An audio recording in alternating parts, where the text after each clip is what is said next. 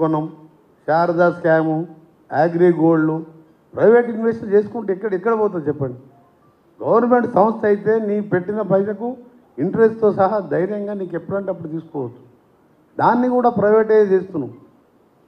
ఇవన్నీ ఎక్కడ రాకుండా మనకు తీసుకొచ్చి దేవుణ్ణి ముందు పెడుతున్నాం.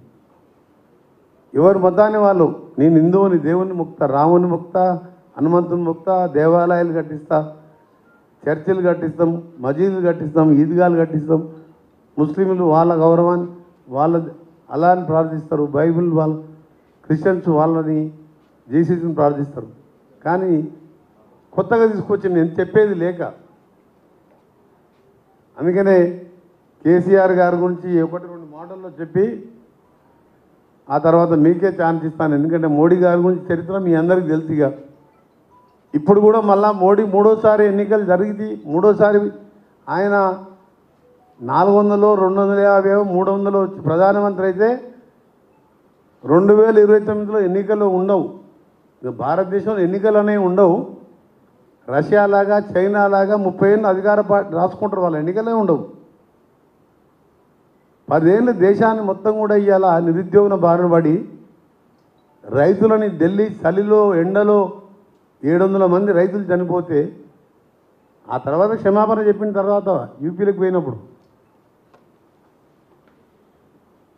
రైతుల గిట్టుబాటు ధర పండించిన పంట డబల్ చేస్తా అని దాని గురించి ఎక్కడ మాట్లాడాడు. అందుకని ఈరోజు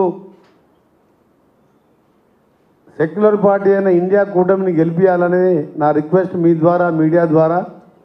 ఎందుకంటే ఇలాంటి పాలకులు వస్తే ఎన్నికలు పెట్టకుండా రాజ్యాంగాన్ని మార్చేసుకుంటూ వాళ్ళంతలో వాళ్ళే రాజులుగా కొనసాగుతారు. మళ్ళా రాజ్యాధిక ఎందుకంటే రాజుల కాలంలో వచ్చే విధంగా నడుస్తుంది.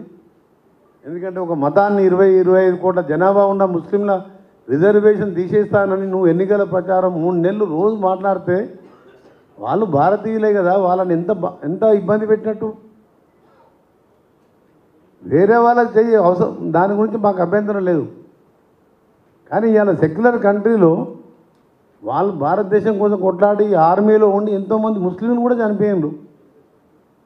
ఎందుకు ఈ విధంగా మీరు ఓట్ల కోసం, అధికారం కోసం 25 కోట్ల జనాభా రేపు రోడ్ల మీదకి వస్తే ఏమవుతుంది?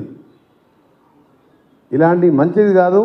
అందుకనే ప్రజలందరూ విజ్ఞప్తి చేస్తున్న సెక్యులర్ పార్టీ అయిన కాంగ్రెస్ పార్టీని తెలంగాణలో కనీసం మేము అనుకున్నది 14-15 సీట్లు గెలవాలని, గెలుస్తామని కూడా నమ్మకం ఉన్నది. మా టార్గెట్ 15 అని 14 వరకు రావాలని, వస్తాయని కూడా నమ్మకం ఉన్నది. బీజేపీ మీద నమ్మకమైంది.